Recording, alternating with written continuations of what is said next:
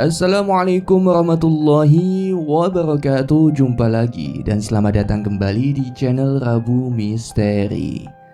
Seperti biasanya pada kesempatan kali ini saya akan membagikan sebuah kisah misteri. Kisah kali ini ditulis oleh Restu Wiratmaja yang berjudul Pesugihan Keluarga Ningrat. Namun sebelum kita lanjut ke inti ceritanya, bagi teman-teman yang belum subscribe silahkan bisa tekan tombol subscribe terlebih dahulu. Dan jangan lupa aktifkan lonceng notifikasinya agar tidak ketinggalan update video terbaru dari kami. Untuk itu langsung saja tanpa perlu berlama-lama lagi, dan inilah bagian terakhir pesugihan keluarga Ningrat.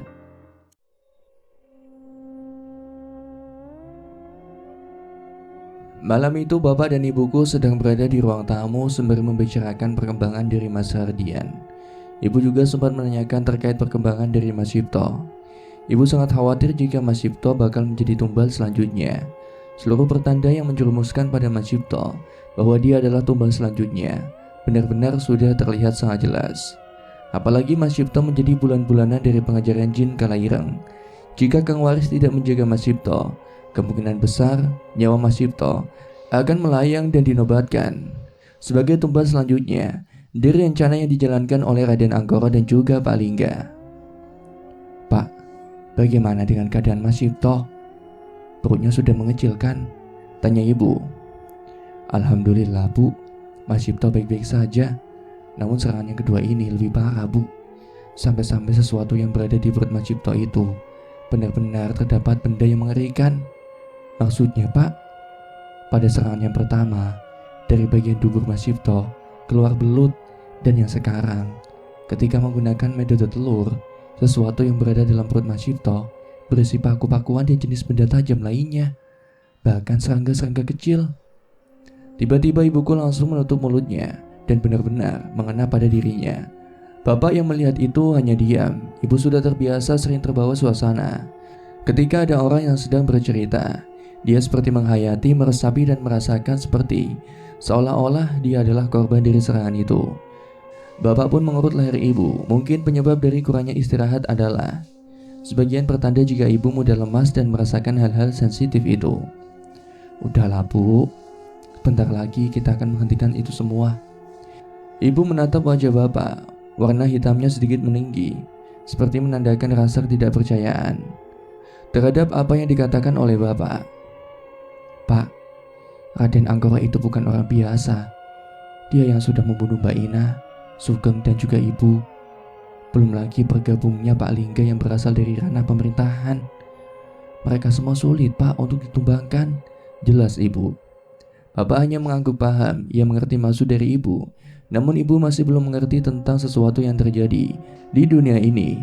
Bukan terjadi karena apa yang kita pikirkan, melainkan di balik itu semua ada campur tangan Tuhan yang kebetulan sedang memberikan sebuah percobaan pada makhluknya ketika diberikan kemudahan. Jika manusia ini pandai bersyukur, mungkin dia tidak akan melakukan hal itu. Namun jika yang diprioritaskan adalah standar kehidupan yang tinggi, gaya yang melejit, namun halnya berasaskan kemanusiaan, sungguh pelit.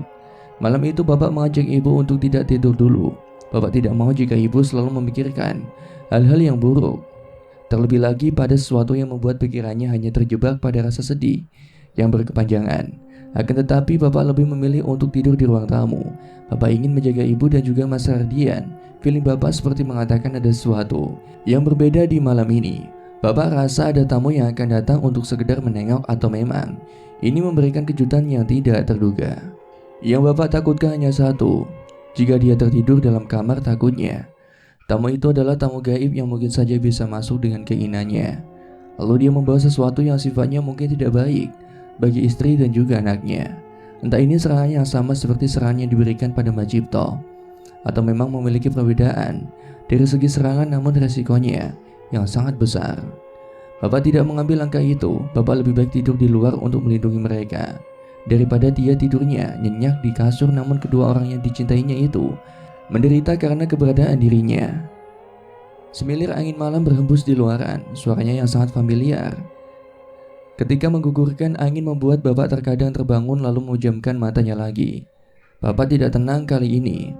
Dia tidak bisa tidur dengan nyenyak karena mungkin ada suatu perasaan yang membuatnya janggal dan khawatir akan keberadaan istri dan juga anaknya.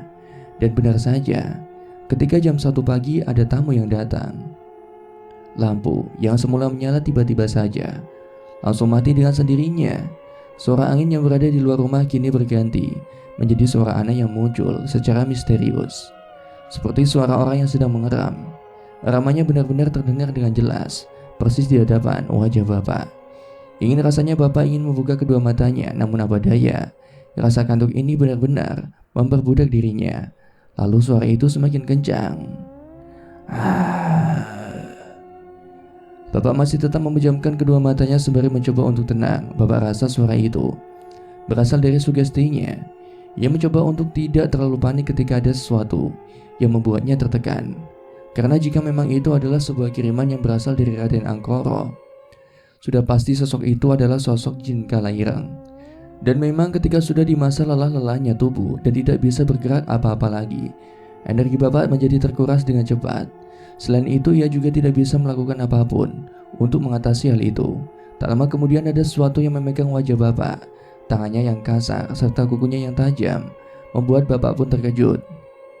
Bapak pun membuka matanya secara perlahan, lalu pandangannya kini tertuju pada sebuah lengan yang tiap kukunya sangat panjang dan tajam. Warnanya juga sedikit unik. Di bagian ruas jarinya terdapat corak warna hitam legam, namun sedikit kemerahan. Tak lama kemudian sosok itu perlahan mencekik leher bapak. Awalnya kekuatan dari cekikan itu terasa sangat ringan, namun lama-kelamaan cekikannya begitu terasa kuat. Dengan kuku-kukunya yang tajam, tentu saja bagian leher bapak merasa kesakitan karena tusukan dari kuku-kuku sosok itu terasa seperti silat yang menyayat bagian leher bapak. Astagfirullahaladzim. Suara dari jin Kalaireng itu benar-benar membuat telinga bapak berdenging kencang. Wajahnya yang amat mengerikan seperti memberikan rasa takut pada bapak. Namun karena memang bapak telah terlatih untuk bisa menghadapi sosok-sosok yang memang bersinggungan dengannya, mulut dan hati bapak terus bergumam untuk menyebut asma-asma Allah. Tujuannya adalah agar segala gangguan yang memang mengarah padanya, pada tindakan yang membuat bapak celaka, atas bantuan Tuhan semuanya akan sirna. Sosok itu terus mencekik bapak hingga sekujur tubuhnya tidak bisa bergerak sama sekali. Badan bapak yang seharusnya memberontak kini kedua kakinya benar-benar tertahan sama sekali hingga tubuhnya tidak bisa bergerak sama sekali. Lalu tak lama kemudian sosok itu perlahan melepaskan tangannya saat mengetahui ada sesuatu yang hadir tepat di bagian depan pintu rumah. Entah siapa yang hadir, namun jin Kalaireng itu nampak ketakutan dan melepaskan kedua tangannya.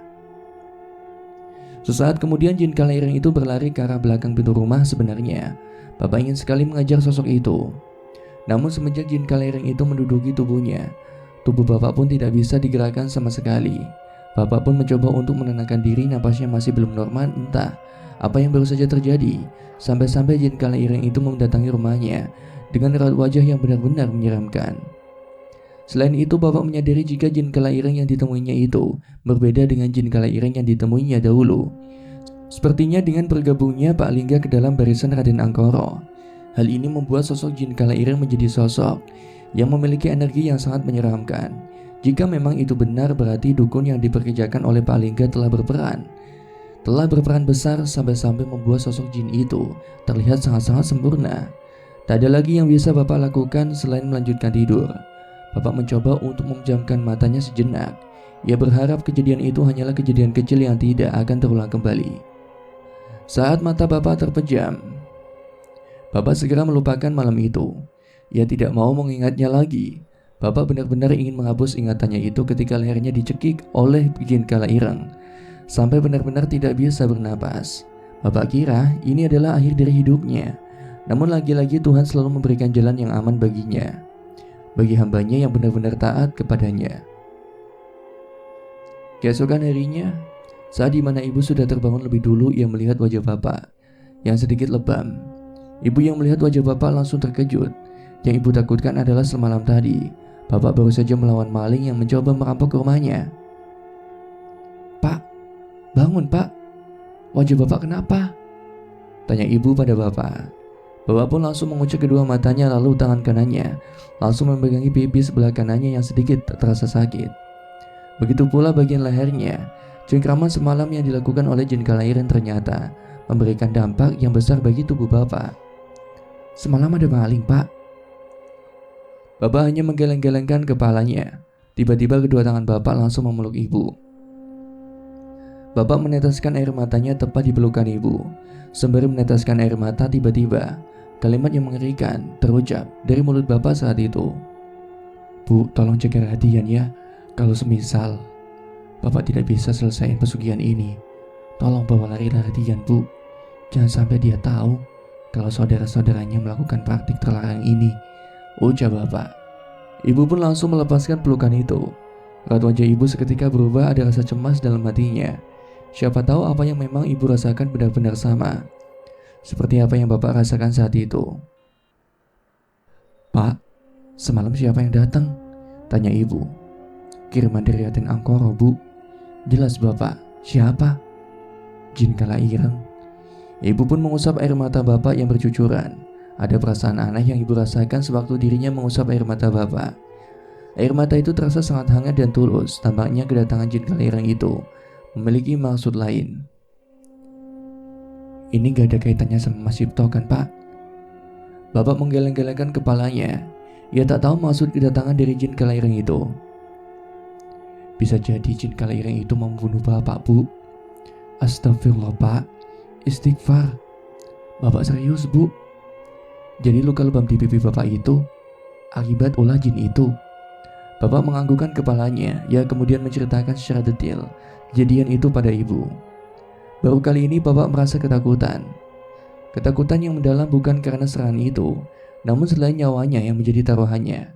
Bapak juga belum bisa menyelamatkan orang-orang yang ada di sekitarnya. Dampak dari bersatunya Pak Lingga dan Raden Angkoro benar-benar memberikan ketakutan bagi diri Bapak sendiri. Belum ada cara bagaimana untuk bisa memisahkan mereka berdua. Mereka berdua tahu jika orang terpenting yang sekarang masih tertawan adalah Mas Cipto. Mungkin dengan ditawanya Mas Cipto, mereka berdua memiliki rencana lain, yang salah satunya adalah menyerang Bapak.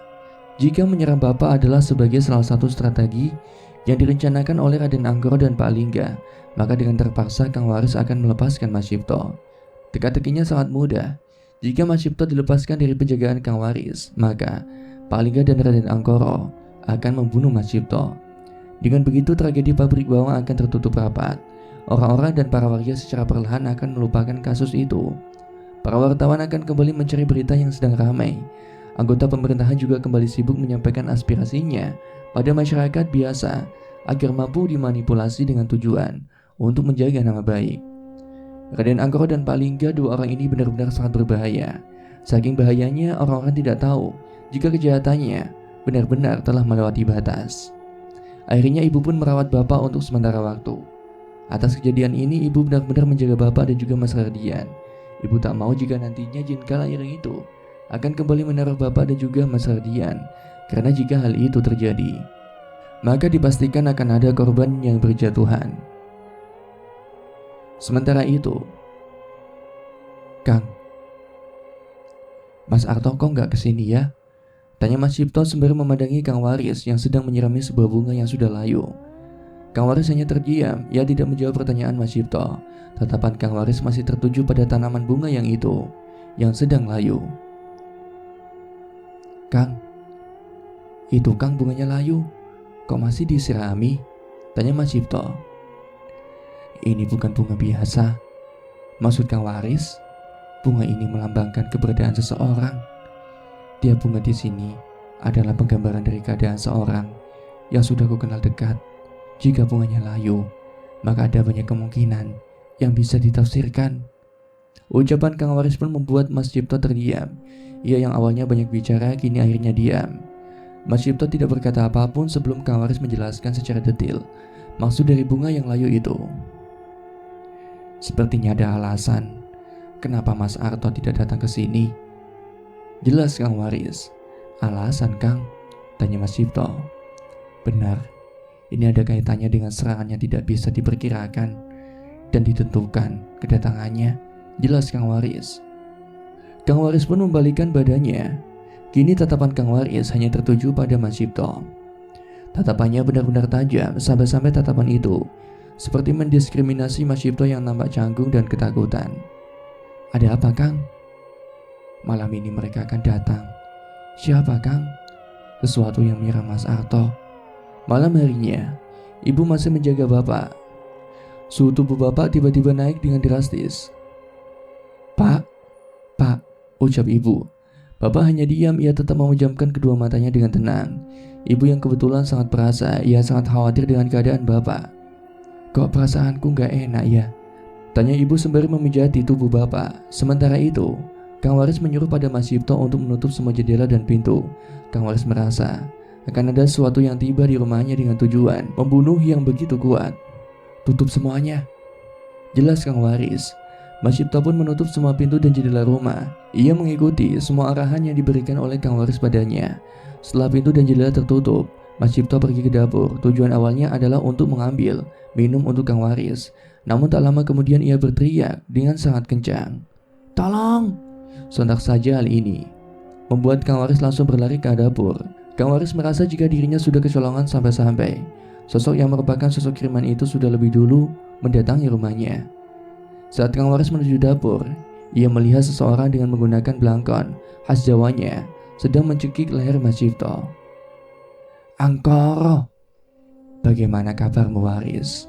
Raden Angkoro tersenyum lebar. Ia sendiri masih kebingungan bagaimana Raden Angkoro bisa masuk ke dalam rumahnya, padahal seluruh pintu dan jendelanya sudah benar-benar tertutup dengan rapat.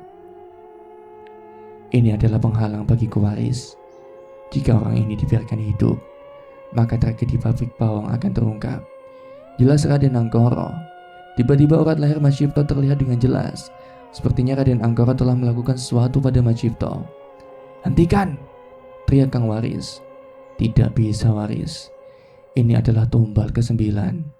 Nyi Berketekku tidak harus menggunakan rojo atau ratunya, karena rojo dari ketek sendiri sudah menyatu dengan tubuhku. Jelas Raden Angkoro. Tangan Raden Angkoro pun langsung melepaskan Mas Cipto.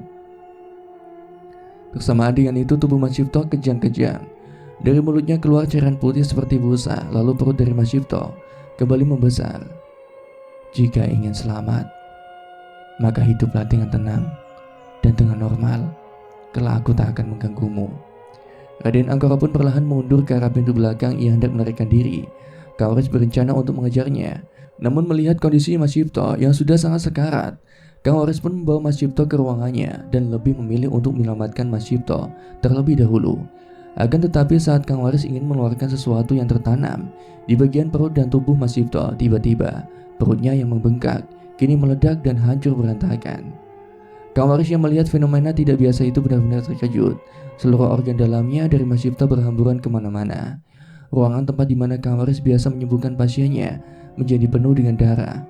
Kang Waris hanya terdiam dengan tatapan yang tidak tahu harus bagaimana lagi. Pasalnya ia benar-benar terkejut melihat perut dari Mas Cipto yang tiba-tiba meledak begitu saja. Selain itu, Kang Waris menatap wajah Mas Cipto. Mas Cipto mengucapkan kata perpisahan untuk terakhir kalinya. Tolong selamatkan temanku. Dia bawahan dari Pak Lingga. Bawahan Pak Lingga? Tak lama kemudian tubuh Mas Cipto tidak bergerak sama sekali. Ia meninggal dunia dengan cara yang paling mengenaskan. Kang Waris pun berteriak kencang. Ia menyesali kejadian itu karena tidak bisa membantu bahkan menyelamatkan orang-orang yang terdekatnya. Padahal Mas Cipto adalah pihak terpenting untuk membongkar lebih dalam terkait Pak Lingga dan juga Raden Angkoro. Namun dengan kematian dari Mas Cipto, maka semua yang direncanakan oleh Kang Waris dan juga Bapak benar-benar telah usai. Kang Waris tidak memiliki pilihan lain selain melakukannya sendiri bersamaan dengan Bapak. Namun Kang Waris masih teringat dengan pesan terakhir Mas Cipto. Ia mengatakan ada salah satu dari bawahan Pak Lingga yang kebetulan bukan dari bagian Raden Angkoro dan Pak Lingga. Mas Cipto meminta pada Kang Waris untuk menyelamatkannya dari cengkeraman Raden Angkoro dan Pak Lingga. Lalu siapakah orang itu yang dimaksud? Apakah orang itu bisa membantu untuk membongkar semua rencana dari Raden Angkoro dan juga Pak Lingga? Kematian Mas Cipto merupakan pertanda awal terjadinya sebuah petaka dari segala ranah. Kang Waris sudah siap dengan apa yang memang ingin dilakukan oleh Raden Angkoro jika target berikutnya adalah dirinya. Berita kematian Mas Cipto pun akhirnya terdengar di telinga bapak dan ibu. Mereka berdua lantas menuju ke rumah Kang Waris untuk melihat jasad Mas Cipto untuk terakhir kalinya. Karena kebetulan rumah Kang Waris sendiri berlokasi di tempat yang sangat jauh dari keramaian warga, akhirnya Mas Cipto pun dimakamkan di sekitaran rumah Kang Waris. Demi darah yang menetes di tanah yang gersang ini, demi teriakan yang melegar di ruangan yang kedap, aku akan balaskan kematian Cipto, ucap Kang Waris. Kang Waris sendiri sudah semakin geram dengan semua yang dilakukan oleh Anggoro dan juga Pak Lingga. Dua orang iblis ini sungguh sangat berbahaya. Jika tidak dihentikan maka tumbal akan terus berjatuhan. Mereka yang tidak bersalah akan menjadi korban dari pesugihan ngifri ketek yang mereka lakukan. Bapak merasakan apa yang dirasakan oleh Kang Waris. Begitu juga dengan ibu. Orang-orang yang berada di sekitar mereka benar-benar telah hilang dan menjadi korban dari tumbal pesugihan yang dilakukan oleh Raden Anggoro. Apa rencana kita, Kang? Ada pesan terakhir yang disampaikan oleh Cipto sebelum dia meninggal. Pesan terakhir? Apa itu, Kang? Pesan itu tertuju pada teka-teki, pabrik bawang, dan juga petunjuk dari ritual pesugihan ini. Bapak mulai berpikir keras siapa orang yang dimaksud oleh Mas Cipto sendiri. Jika memang orang itu berasal dari Raden Anggoro, apakah itu Mas Pengarep, atau Mbak Ayu, atau Mbak Neneng? Akan tetapi jika memang orang itu bawahan langsung dari Raden Anggoro, mana mungkin Kang Waris tidak mengetahuinya. Yang pasti orang itu adalah orang yang belum dikenal oleh Bapak dan juga Kang Waris. Kemungkinan besar ada sesuatu yang terjadi sebelum ritual pesugihan di pabrik bawang itu dilakukan. Jika memang benar, maka Bapak akan memiliki beberapa perspektif macam ini. Yang pertama, orang itu adalah orang yang mungkin pernah berhubungan dengan Mas Cipto. Setidaknya jika memang itu adalah teman Mas Cipto, maka kedekatan mereka berdua pastilah sangat dekat. Yang kedua, orang itu sekarang berada dalam cengkraman salah satu pelaku, baik Raden Anggoro maupun Pak Lingga. Namun jika bukan keduanya, maka ada pihak lain yang bermain di belakang layar, yang mana keberadaannya sangat dirahasiakan. Yang ketiga, orang itu tahu akan ritual yang terjadi di tragedi pabrik bawang. Kemungkinan besar orang itu memang sudah bersembunyi untuk menghindari konflik yang berlangsung. Dan yang keempat, bisa jadi persembunyian ditujukan karena rasa takut akan garis tumbal selanjutnya. Pasalnya orang itu adalah orang terdekat dari Mas Cipto. Dan yang kelima, jika memang orang itu sendiri mengetahui ritual itu, kemungkinan besar dia juga berkeinginan untuk menolong namun tidak memiliki power, ataupun lebih memilih menghindar dan menunggu waktu yang tepat untuk meledakkan semua informasi yang ia tahu selama tragedi pabrik bawang itu sendiri. Bapak mulai paham ternyata orang itu adalah orang yang mungkin saja menjadi kunci utama untuk membongkar semua kebusukan Anggoro dan Pak Lingga. Jika tidak cepat bertindak, maka semua yang akan terjadi pastinya akan sesuai dengan rencana yang dilakukan oleh Raden Anggoro dan juga Pak Lingga.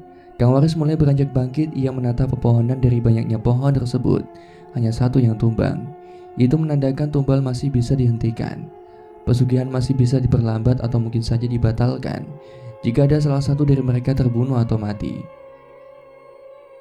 Bang, kemana kita harus mencari? Pabrik bawang.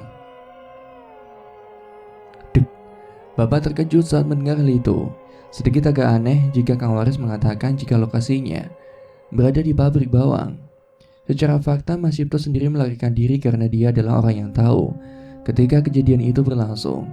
Namun jika memang apa yang dikatakan oleh Kang Waris itu benar, maka orang itu sedang menyamar sebagai orang biasa dengan tujuan untuk mengetahui gerak-gerik Raden Anggoro dan juga Pak Lingga. Kita berangkat sore ini. Jelas Kang Waris. Berangkat ke pabrik itu, Kang. Iya, kita harus segera menyelamatkan orang itu. Tapi kan, seluruh orang yang berada di sana berada dalam kendali pemilik dari pabrik itu, yaitu Raden Anggoro. Bukan berarti diri Pak Lingga sendiri tidak mengetahui sedikit pun pengetahuan tentang ritual ini. Sembari meninggalkan pemakaman, Kang Waris dan Bapak masih membahas teka-teki yang belum usai ini. Pastinya karyawan di sana disuruh untuk menutup mulut mereka, atau jika tidak kenapa, Kang? Mereka akan dijadikan tumbal. Bapak pun langsung menghentikan langkahnya. Ibu yang melihat Bapak menghentikan tiba-tiba bertanya pada Bapak, "Pak, ada apa, Pak?" Tanya ibu sambil menggendong Mas Radian. Jika memang benar apa yang dikatakan Kang Waris benar, berarti tiap bulan atau tahunnya akan ada penyusutan karyawan di pabrik itu dong. Dan penyusutan itu diakibatkan oleh ritual yang dilakukan oleh Raden Angkoro dan juga Pak Lingga. Tanya Bapak pada Kang Waris. Kang Waris mengangguk sebagai tanda menyetujui opini yang dikemukakan oleh Bapak terkait cara kinerja dari ritual itu sendiri. Masih ingat dengan kasus kematian Mas Sugeng? Ingat Mas, aku tahu itu. Mereka semua sudah tahu jika Mas Sugeng akan ditumbalkan, kecuali Mbak Ina. Namun mereka semua memanipulasi dirinya agar tidak dijadikan tumbal, jelas Kang Waris. Jadi, para karyawan yang bekerja di sana harus sudah siap menerima resikonya jika suatu saat salah satu di antara mereka akan ditumbalkan. Sementara itu, suasana di pabrik bawang kembali normal. Para karyawan tetap berangkat untuk memenuhi target dari apa yang pemilik pabrik itu minta. Mereka harus bisa memberikan produksi yang banyak agar bisa memenuhi keinginan dari Raden Angkoro. Jika tidak bisa, kemungkinan kecilnya mereka akan terkena dampak dari amarah Raden Angkoro sendiri. Sedangkan di sisi lain ada sebuah perkumpulan yang sedang berbisik-bisik. Mereka seperti sedang merencanakan sesuatu. Entah apa yang mereka inginkan sampai-sampai pembahasannya sangat tertutup dan bersifat rahasia.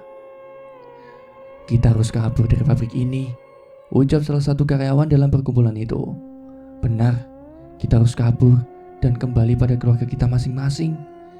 Jika tidak, kita akan ditumbalkan seperti Haji Dullah dan juga Cipto. Cipto, bukannya dia selamat? Tanya mereka satu sama lain. Kau tidak tahu, Raden Angkoro baru saja mengatakan jika Cipto sudah meninggal dunia, perutnya hancur dan meninggal saat itu juga.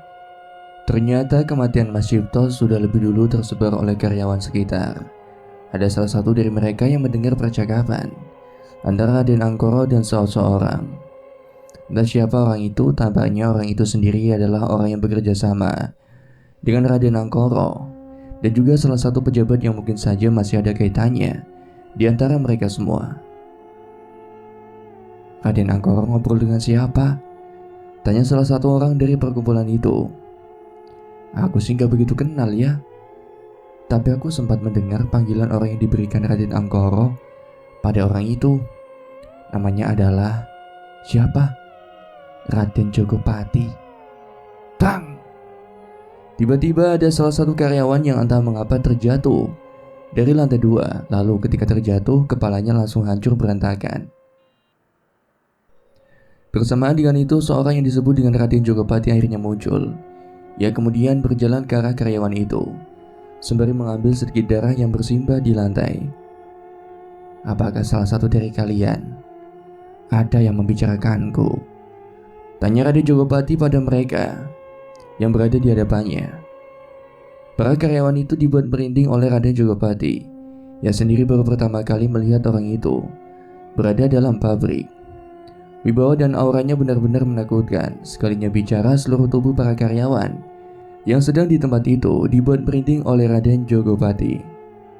Kalian tahu, jika ada seseorang yang memang bertingkah brengsek kepada aku, maka ada satu korban yang akan mati.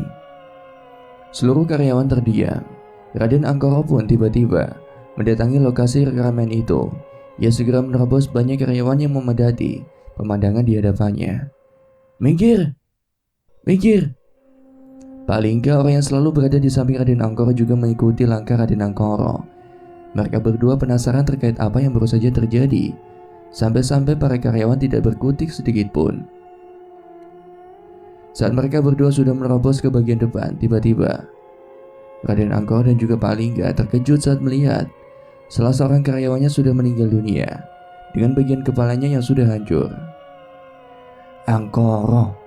Raden Angkoro langsung melihat seseorang yang berada di karyawannya yang sudah tewas itu.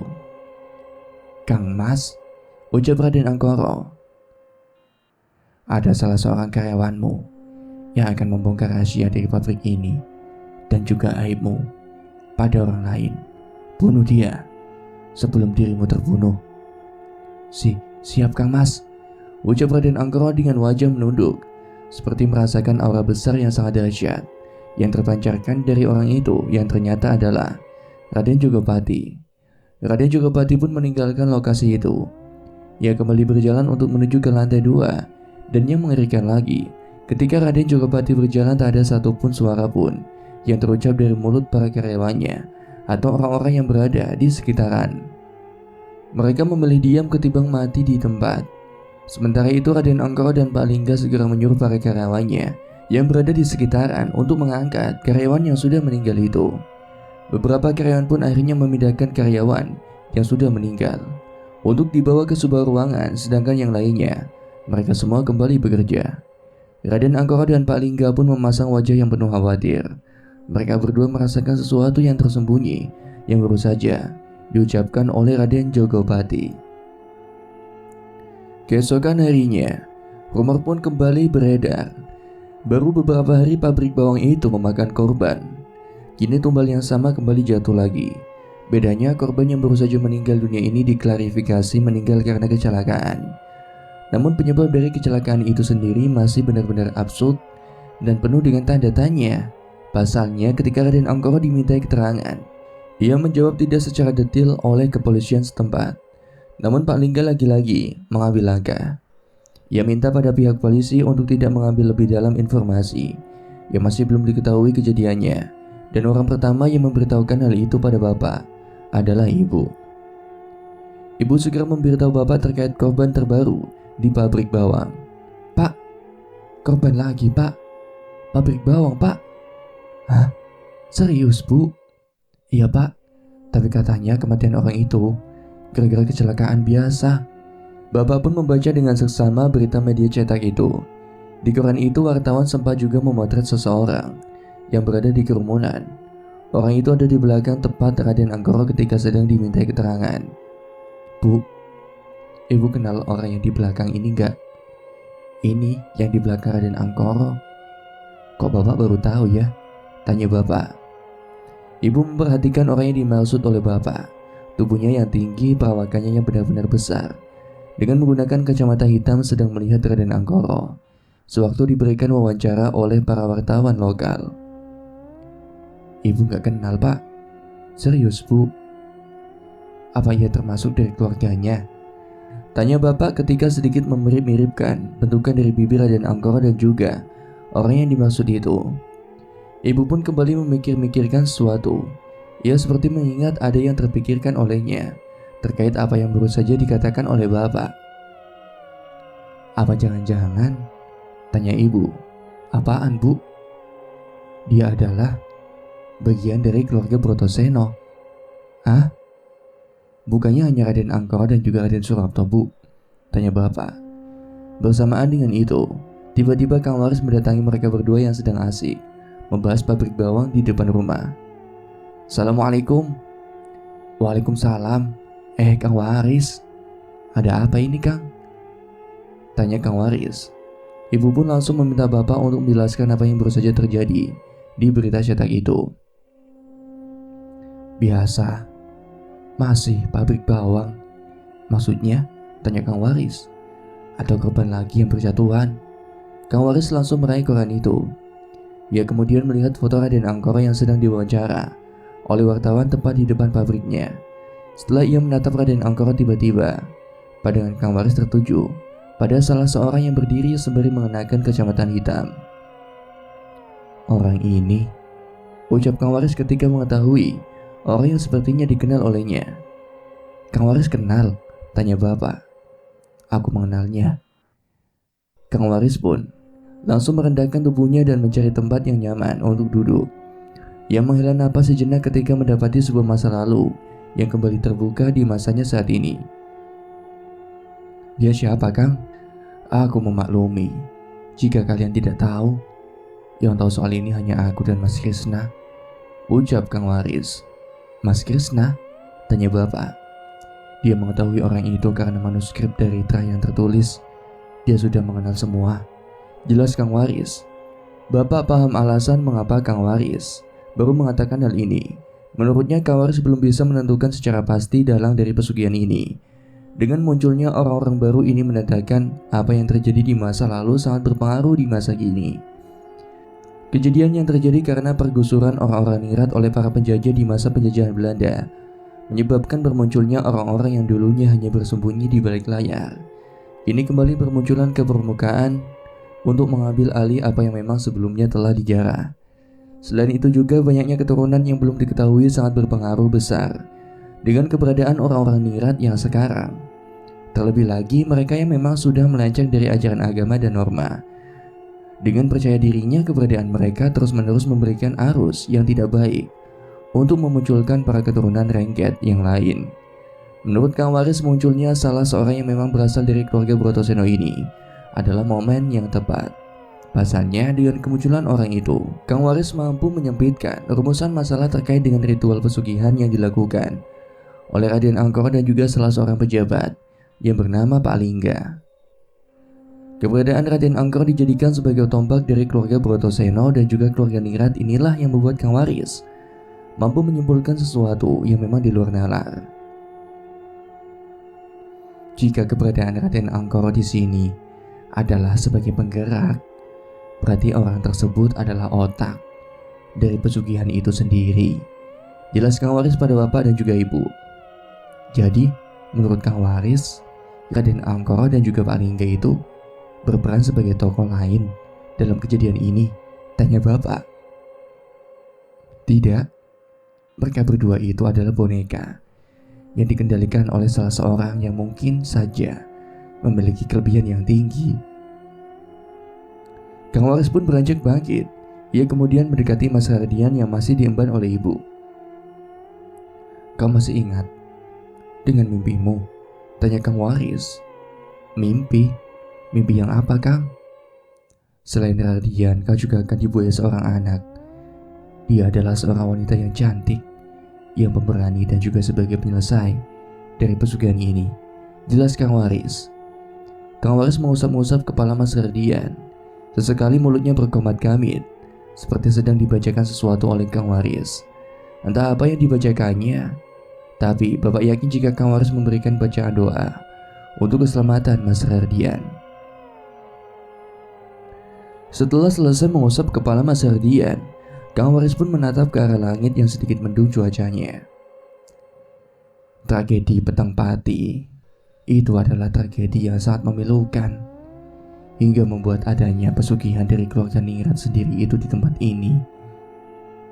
Bapak hanya terdiam, dia belum mengerti sedikit pun terkait dengan tragedi Petang Pati yang baru saja diucapkan oleh Kang Waris.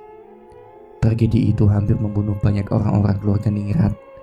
Mereka yang dibunuh karena alasan tidak mau menunduk kepada para penjajah di masa dulu. Selain itu, tragedi Petang Pati juga membuat perpecahan antara sesama keturunan keluarga ningrat lainnya. Jelas Kang Waris. Bapak dan ibu fokus mendengarkan penjelasan dari Kang Waris terkait tragedi Petang Pati yang dimaksud itu.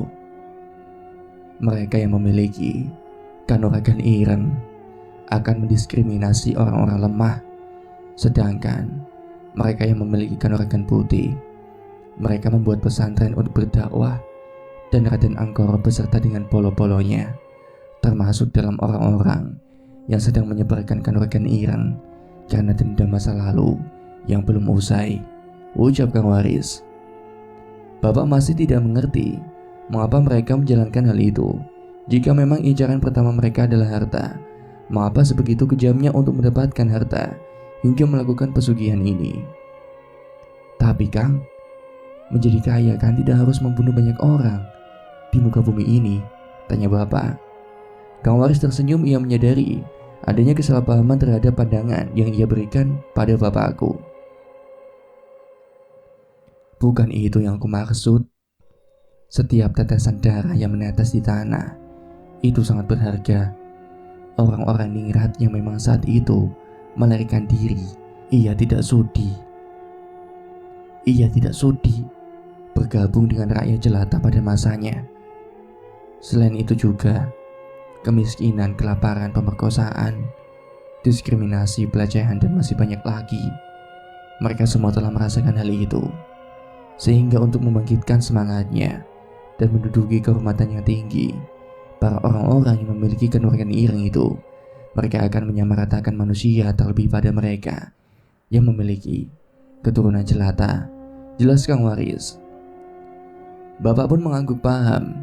Ia kembali menyimpulkan perkataan yang dikatakan oleh Kang Waris terhadap pemaparan serta penjelasan terkait misi dari orang-orang yang selamat dari tragedi Petang Pati itu sendiri. Ibuku yang sedari tadi terdiam, ia kemudian menanyakan sesuatu pada Kang Waris terkait tragedi Petang Pati.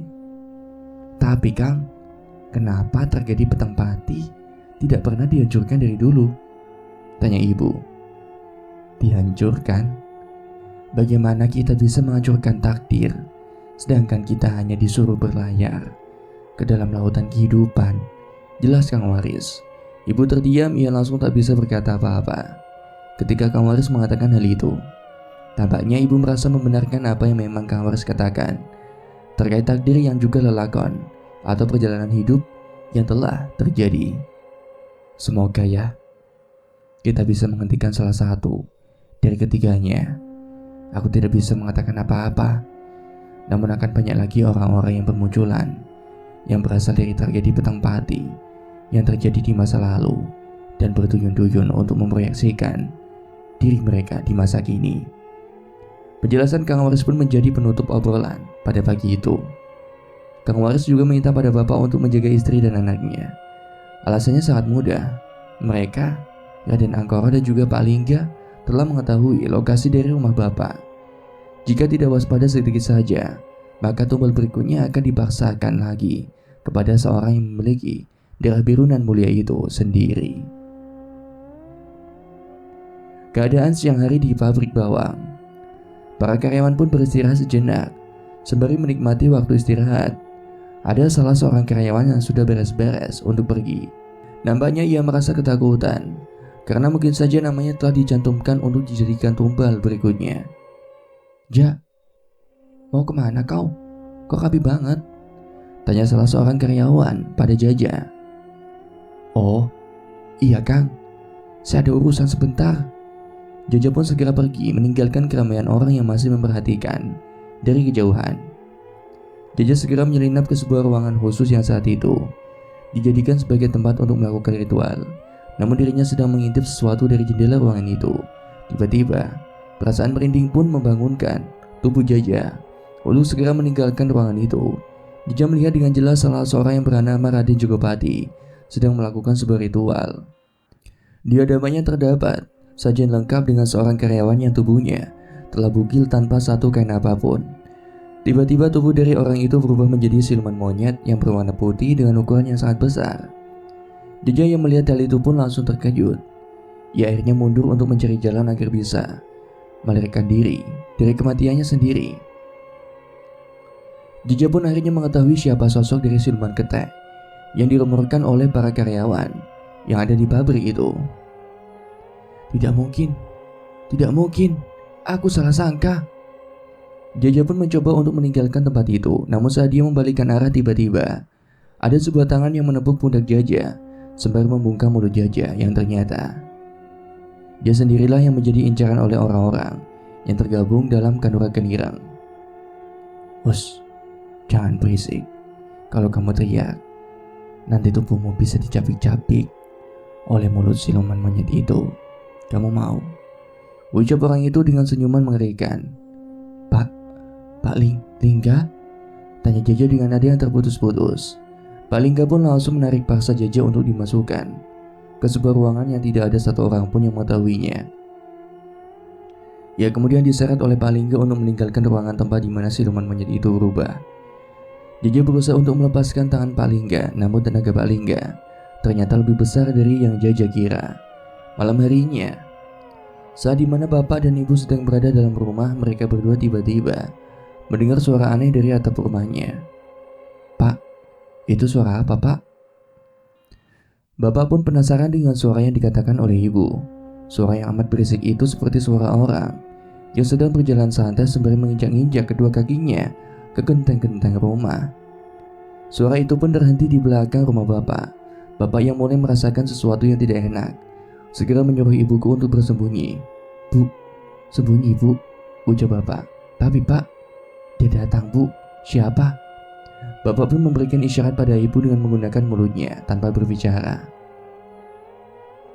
Ibu yang mengetahui isyarat itu akhirnya langsung bersembunyi untuk menghindari hal-hal yang tidak baik untuknya. Setelah suara itu terhenti di belakang rumah Bapak pun perlahan membukakan pintu. Tak lama kemudian ia melihat segerombolan orang yang sedang berkumpul tepat di belakang rumahnya. Orang itu memiliki wajah yang sangat pucat dan posisi kepalanya menunduk ke bawah. Tak lama kemudian dari keramaian orang itu muncullah 3 orang yang mana 2 dari ketiga orang itu sudah Bapak kenal terlebih dahulu. Mereka datang menggunakan jubah hitam dan memberikan ancaman pada Bapak dengan gertakan yang sangat mengerikan. Bapak pun tidak percaya. Ternyata dirinya sudah dikurung oleh Raden Angkoro dan juga Pak Alingga yang mendatangi rumah Bapak secara langsung tepat di malam ini. Selamat bertemu kembali, Arto. Aku datang bersama pasukan baruku. Kali ini kamu tidak akan bisa lari lagi. Jelas orang yang sangat familiar suaranya di telinga Bapak. Orang itu pun membuka penutup kepalanya dari jubahnya yang menatap ke arah Bapak dengan tatapan yang mengerikan serta senyuman yang mematikan. Ini aku, Raden Angkoro, ucapnya. Lalu orang kedua membuka tudung kepalanya sembari tertawa kecil seperti hendak menertawakan Bapak saat itu.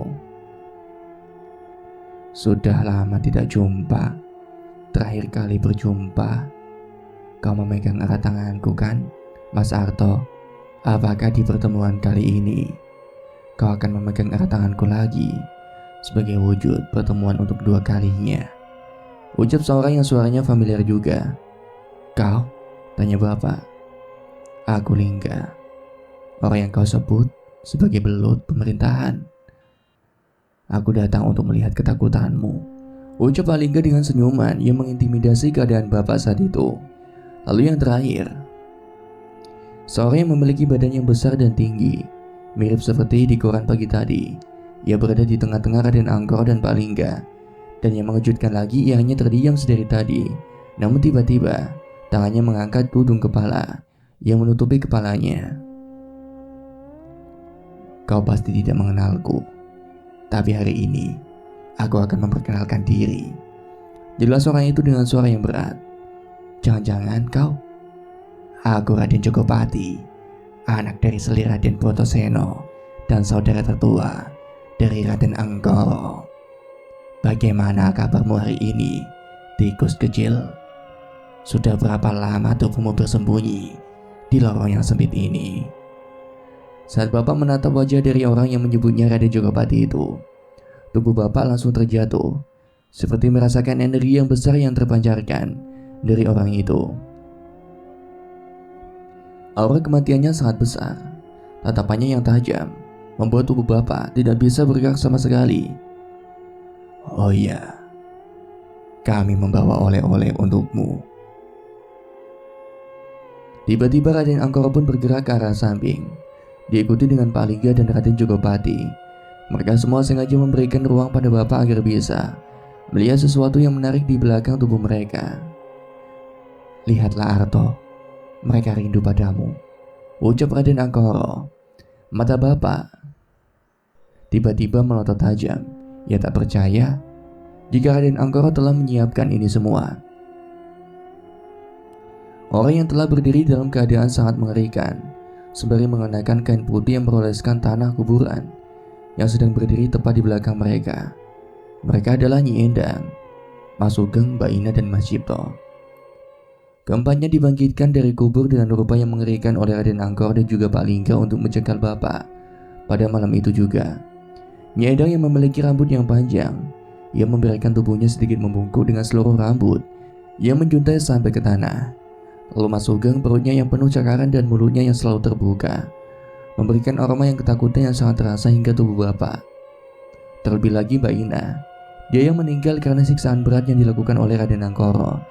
Ia dibangkitkan dengan mata yang tertutup, namun mulutnya yang dijahit menggunakan kawat sebagai pertanda bahwa Mbak Ina adalah orang yang berkhianat pada Raden Angkoro. Sehingga mulutnya diumpamakan dengan ditutup menggunakan kawat agar tidak bisa berkata apapun. Dan yang terakhir, orang yang meninggal karena perutnya yang meledak karena ulah dari Raden Angkoro juga. Dia adalah Mas Cipto, Raden Angkara memberikan kebangkitan yang mengerikan pada Mas Cipto. Wujud dari Mas Cipto benar-benar menjijikan. Perutnya mengeluarkan organ dalam yang masih menggantung di beberapa titik. Lalu kepalanya menghadap ke belakang karena tengkuknya yang diputar oleh Raden Angkara. Sewaktu mengambil jasa dari Mas Cipto, Bapak pun tidak bisa bergerak sama sekali. Tubuhnya tidak bisa berhenti bergetar karena rasa takut yang benar-benar membuatnya mati rasa. Raden Angkara yang melihat ekspresi takut Bapak pun tertawa kecil. Ia kemudian memberikan peringatan terakhir pada Bapak. Jadi, sampai kapan kau akan menghalangi langkah kami semua? Hah? Dan cerita pun selesai. Demikianlah cerita kali ini yang dapat saya sampaikan. Dan insya Allah kita akan lanjutkan cerita ini di episode Pesugihan Keluarga Ningrat Extra Chapter. Episode Extra Chapter sendiri adalah episode terkait perjalanan anak dari Raden Artonegoro di 15 tahun ke depan, saat dimana anak kedua dari Raden Artonegoro tumbuh dan menjadi penentu dari pesugihan ini. Namun sebelum itu akan ada sedikit bagian yang menjelaskan setelah kejadian-kejadian ini. Terima kasih telah menunggu dengan sabar dan memberikan support untuk kami dan tim yang sudah bekerja. Semoga teman-teman semua diberikan kesehatan, kelancaran rezekinya dan dilindungi oleh Allah Subhanahu wa taala. Amin amin ya rabbal alamin. Terima kasih dan sampai jumpa di cerita-cerita selanjutnya. Wassalamualaikum warahmatullahi wabarakatuh.